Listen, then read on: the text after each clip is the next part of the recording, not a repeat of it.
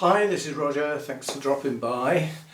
As I said back on Sunday or before maybe, there are a list of plants in my notes that need work, basically repotting, some splitting, but work nonetheless. Now, in the past I've often had a habit of when I've got like 2 or 3 plants that need the same thing, I've done them all at once, which ends up being quite a long video and quite repetitive. Change of tack this time, given the shortage of material, that's a bit silly, isn't it? Yes! So we're going to do individual plants from now on, but what I'll do to make it a reasonable video is have a chat about the plant rather than just repot it. So we're going to have a go at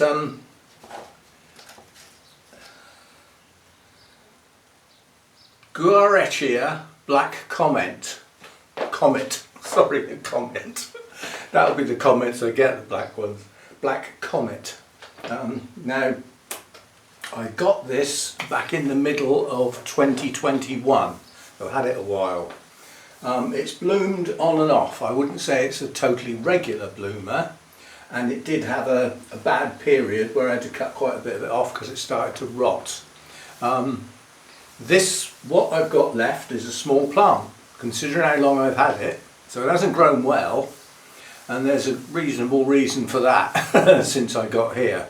It was repotted in 23, at the beginning of 2023, so it's been in this pot 3 years, and during that time it's grown across the pot and it's now up against the side of the pot. Now I'm going to do pop-ups because I'm going to get some of these names wrong and forget bits of it as well. The Guarechea is already, so the genus name is already an intergeneric at that stage. It's one of those that was given a name when certain combinations like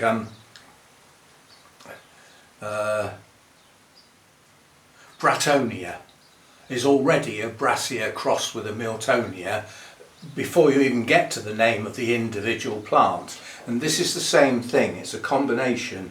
One of the elements in it is Prosthetia and the other one is Guarechea, which is where some of the Cattleyas ended up when they started reclassifying everything. When you had Sophronitis that became Cattleyas, you had a lot of the Lallias became Cattleyas, and some of the Cattleyas became something entirely different, including things you'd never heard of before, because they were made up to accommodate these separations that went on. So in your collections, if you grow intermediate and up to the warmer end, you've probably got some Cattleya types that are SLC, something or other. Well, that was Sophronitis crossed with Lallia crossed with Cattleya. And when they all got reclassified in the main as Cattleyas, it was a Cattleya, which made a mockery of the whole thing. Anyway, so this is one of those intergeneric genus names. And it's never going to do brilliantly here. Why? Why?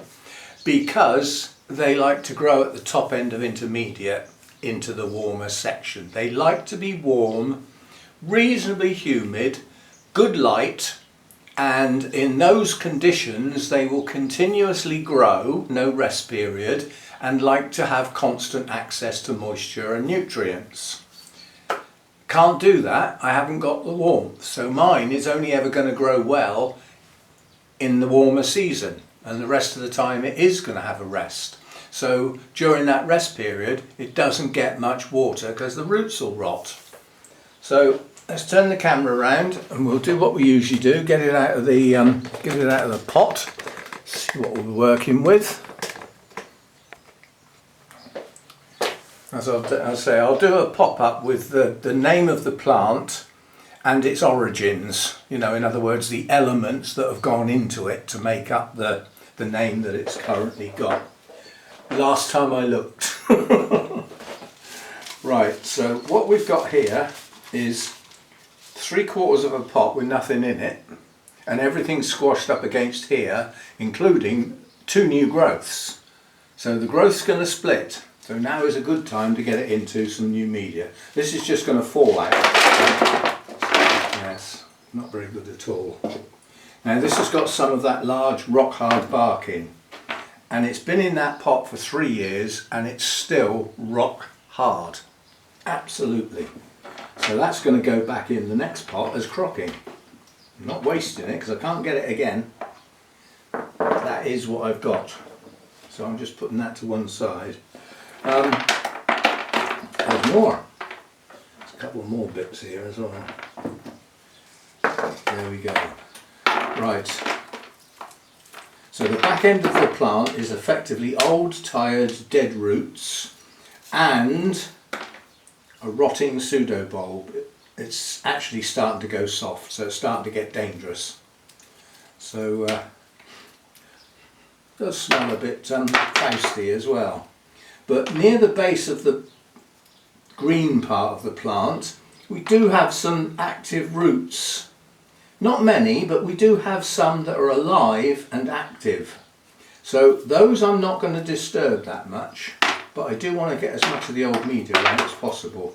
Now, as I knew I was going to do this, I've already got the heavy duty cutting stuff, and I'm going to take the back end of the plant off there. And hopefully a lot of the old tired roots will come off with it. It'll save me messing about with them, won't it? Yeah, there we go. So that's almost done the job for me, because most of the roots that have hung on are on the good part of the plant. So now I've got very little trimming to do. But I don't want to leave much of this old media on. And this goes back to days when I had quite a lot of Cattleyas, and an awful lot of them had Fusarium. I used to buy from a particular supplier in the UK on eBay. I even went round there and collected a group of them on my way to Burnham's, and most of them had Fusarium from that particular supplier, so it obviously got into their collection. They probably didn't even know they had it. It was in the days when not many people talked about it, and a lot of people had never heard of it, didn't know what it was and didn't know what to do with it if they did get it. So I'm back to those good old days. I'm just trimming some of the dead bits off. No point in leaving them there. But I'm not going to go too mad, as I've said, because most of these are active roots. So they can stay, but not all of them. Still got some around the back end, basically. Just trimming those off. I'm going to leave it at that. Right, so what we've got then is a rhizome that starts with a leafless bulb. That looked like a bit of scale there, I do believe.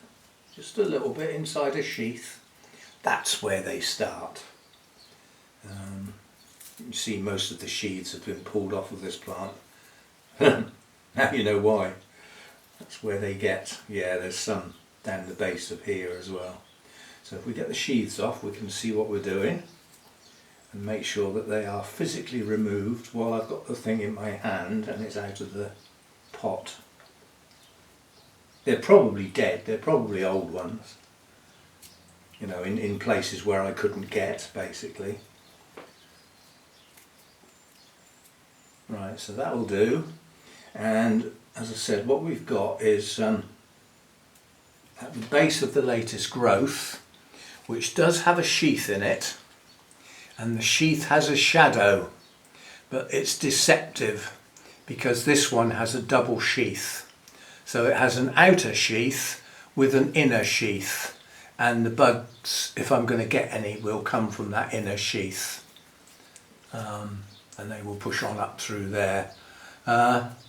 It may well bloom, you know, it may well bloom, but we shall see. But what I'm interested in is getting it in a place where these roots are happy, they've got new media, and any more roots that I get go into new media, because what they were in is a bit old and tired.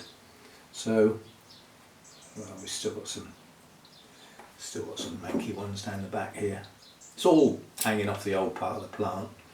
Could just take the bull by the horns and everything that's on the back of the plant, just cut it off. But some of them still feel firm.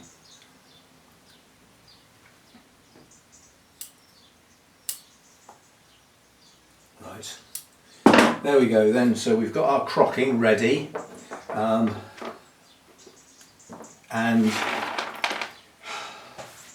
basically what you're looking at is a plant that's in the Cattleya alliance first and foremost. So Prosthechias are in the Cattleya alliance. Part of this plant was a Cattleya once and was renamed, and then a new genus was created from the combination of those two, given what it's now called, which is Guarechea. So it's an intergeneric, but all the elements of it are in the Cattleya alliance. So as far as I'm concerned, treat it like a Cattleya. It's no different. It contains Cattleya elements, including something that once was a Cattleya. So yeah, to all intents and purposes, it's a Cattleya. So when not in active growth in my sort of temperatures, it needs to be kept on the drier side. When in active growth, producing roots and pushing on growth and things like that, it will need water and feed. And hopefully that coincides with my growing season when it's a bit warmer. Then it will do reasonably well during the growing season, and then it will go not far off dormant in the winter when the light levels drop and the temperatures drop down. So right, we'll have a clear up, and I will find a new pot. It's going in a much smaller pot this time, where I can control the watering better. I've been watering this oh so carefully because I just didn't want to get it too wet. I could see that we had a lot of dead roots, an old part of the plant, and a huge mass of media with no roots in it at all. So I've been watering it very, very carefully. I will be able to treat it a bit more normal once we get it in a new pot with some new media. So as usual, tidy up, find a pot, and I'll be back. Okay, while we're at it, I thought I'd go over the bark that I've got, different types. Now obviously we've just had a look at this. This is the biggest, chunkiest, hardest bark I've ever come across in my life. Can't get it again, so I won't use all of that today. What I don't use I will put to one side, sterilise and put in a bag where I keep the spares of it, because it is incredibly useful for crocking. I don't grow anything that would need something like that to grow in, to actually grow in. Possibly my Vanda, but I haven't got enough to bury a Vanda in. Right, so first of all then, we've got my largest bark, which is this one. The trouble is, although this is it's classed as medium basically, and although it is fundamentally medium, as you can see, the variety of the sizes of the pieces is far too variable to be a good medium bark. I'd have to go through and pick out all the little pieces like that. That's not medium bark, that's small. And it's all mixed in together. But that's what I've got. And then we've got the next one down, which is a different make. But it's very similar, but it does have manky bits of wood in it.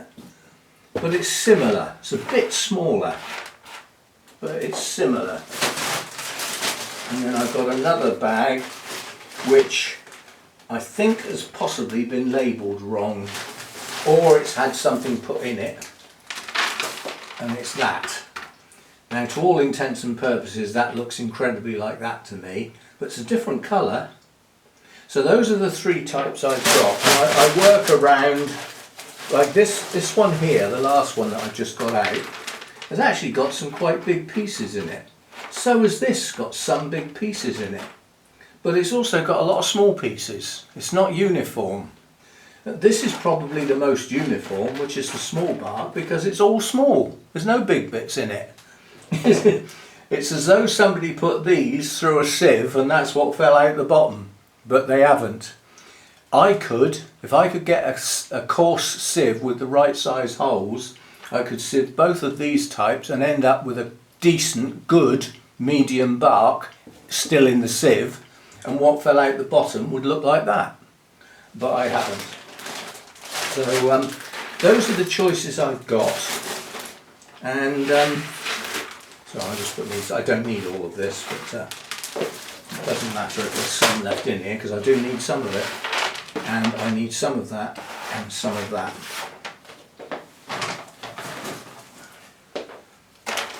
Right.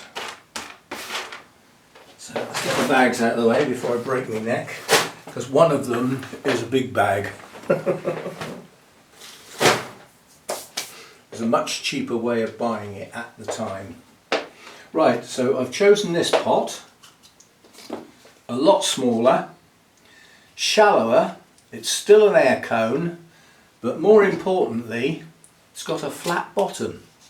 It's got a wide flat bottom, because that is going to be a bit unstable. Yeah? So that's what we've done there. So I will put some of my chunky stuff in, down into the air cone to stop it getting all bunged up. Make sure the air can get through.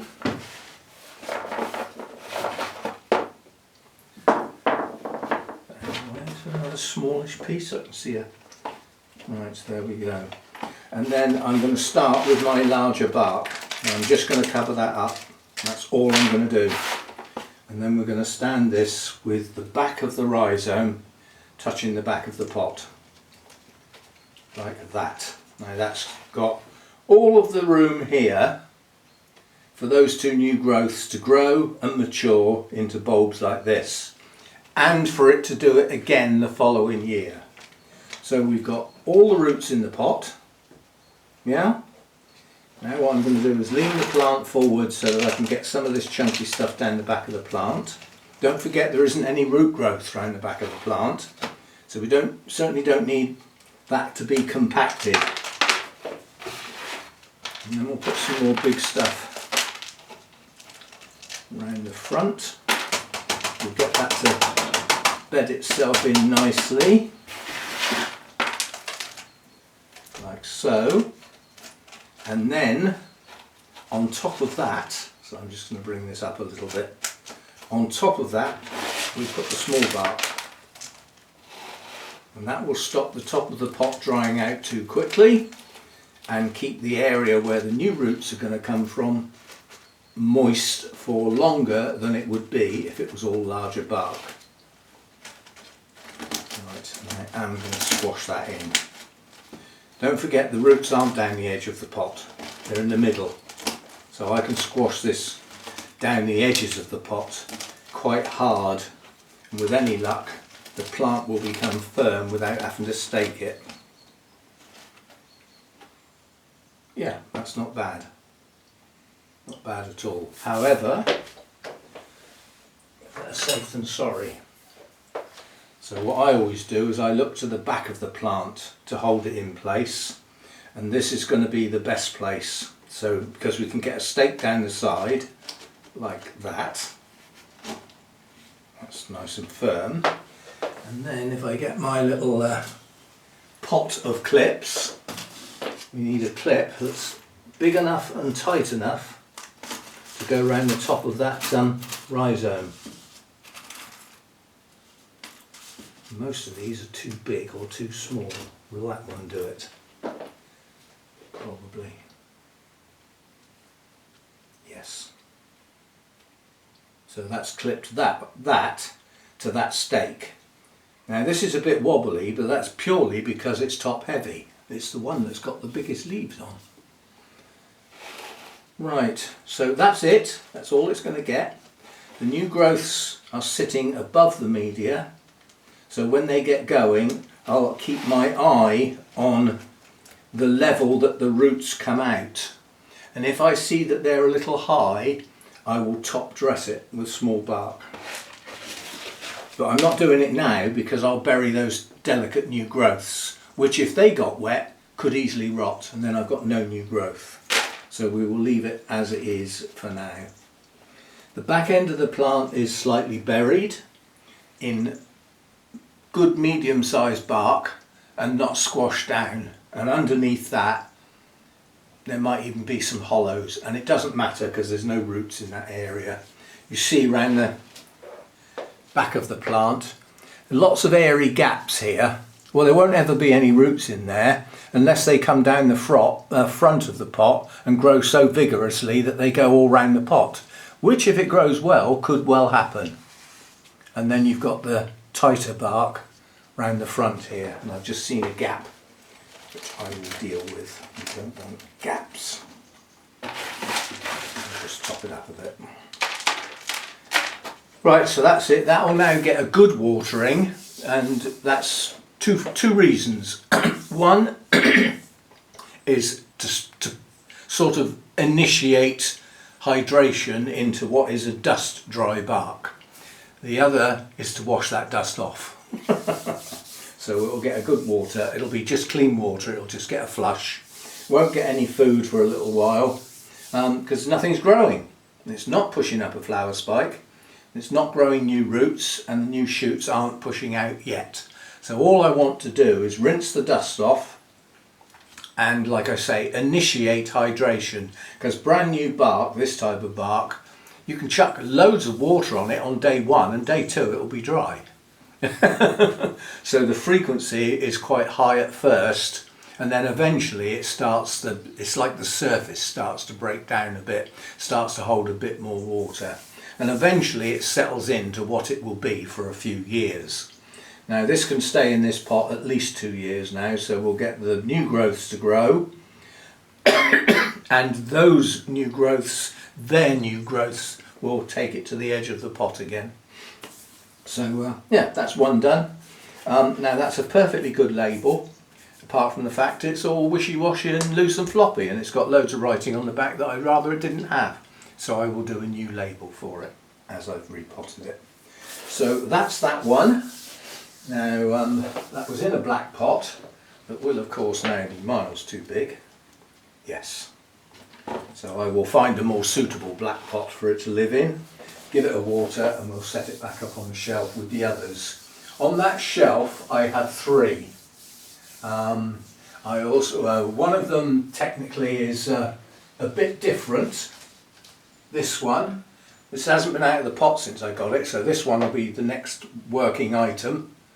It's growing in 2 different directions, and this is an encyclia crossed with an epidendrum, or it could be an Cattleya. I'll have to look it up, but it's got a big complicated name that in fact if you look it up it's actually got a registered name now, so all that cobblers is just history. It's actually got a proper name which I haven't got on the label yet, but that'll be the next one to do. Much bigger plant this time, and been grown on from quite a young, probably not far off a seedling.